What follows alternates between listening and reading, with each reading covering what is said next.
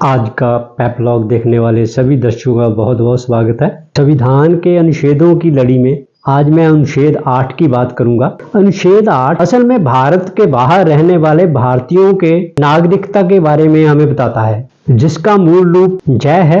अनुच्छेद 5 में किसी बात के होते हुए भी कोई व्यक्ति या जिसके माता पिता में से कोई जहां उसके दादा दादी में से कोई भारत सरकार अधिनियम 1935 मूल रूप से अधिनियम में परिभाषित भारत में पैदा हुआ था और जो इस प्रकार परिभाषित भारत के बाहर किसी देश में मामूली तौर पर रह रहा है, भारत का नागरिक समझा जाएगा यदि उसे उस देश में भारत के राजनीतिक जहां कौंसलीय प्रतिनिधि द्वारा भारत का नागरिक रजिस्टर किया गया है, जहां वह तत्समय निवास कर रहा है, उसके द्वारा ऐसे राजनीतिक जहां कौंसलीय प्रतिनिधि को इस संविधान के प्रारंभ से पूर्व या पश्चात भारत डोमिनियन की सरकार जब भारत सरकार द्वारा विहित रूप और रीति से किए गए आवेदन पर ਹੁਣ ਪੰਜਾਬੀ ਦੇ ਵਿੱਚ ਅਨੁਛੇਦ 6 ਕੀ ਕਹਿੰਦਾ ਹੈ। ਇਹ ਅਨੁਛੇਦ ਭਾਰਤ ਦੀ ਨਾਗਰਿਕਤਾ ਸੰਬੰਧੀ ਉਹਨਾਂ ਵਿਅਕਤੀਆਂ ਨੂੰ ਨਾਗਰਿਕਤਾ ਪ੍ਰਦਾਨ ਕਰਨ ਬਾਰੇ ਹੈ ਜੋ ਵਿਦੇਸ਼ਾਂ ਵਿੱਚ ਰਹਿੰਦੇ ਹਨ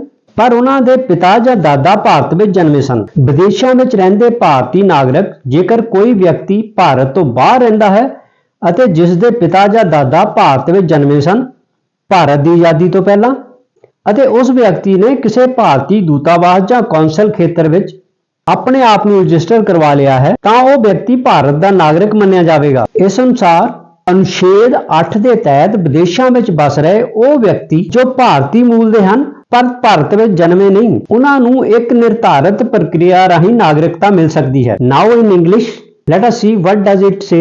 Article 8 in the Constitution of India, rights of citizenship of certain persons of Indian origin residing outside India.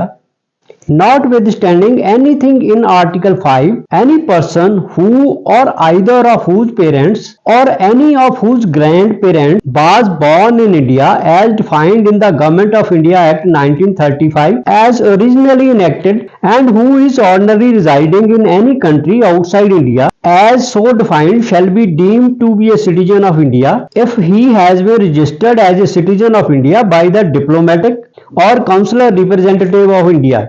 यह था भारतीय संविधान का अनुच्छेद 8। अब अगले अंक में मैं आपको अनुच्छेद 9 से अवगत कराऊंगा। तब तक के लिए अलविदा। आप सभी का बहुत बहुत धन्यवाद।